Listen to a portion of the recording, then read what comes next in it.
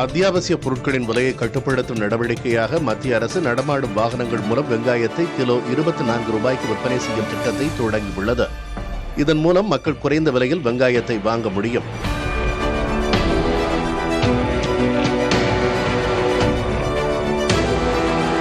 மத்திய அரசின் இந்த திட்டம் டெல்லி மற்றும் மும்பையை தொடர்ந்து தற்போது தமிழ்நாட்டின் தலைநகரான சென்னையில் தொடங்கப்பட்டுள்ளது.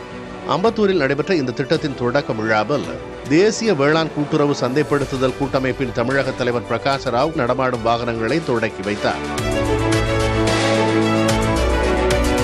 மகாராஷ்டிரா மாநிலத்தின் நாசிக் பகுதியிலிருந்து வெங்காயங்கள் கொண்டு வரப்பட்டுள்ளன.